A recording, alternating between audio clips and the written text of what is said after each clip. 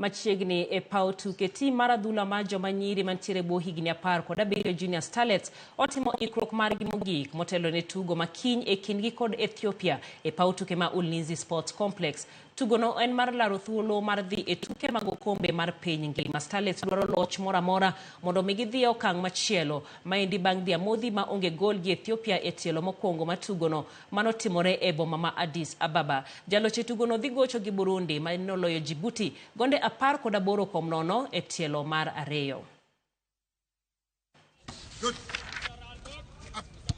Tumejipush, tumework on our weaknesses. At least this time venye tumefunzwa na coaches tunataka tumuonyeshe yenyewe tunaweza juu coaches yenyewe wame do their part, same baki sisi players. Kwa mafans wote wa Kenya tunawaurge mkuje kwa wingi, wasichana wanawatarajia, tunaomba support yenu kesho. It will go a long way in giving the girls morale.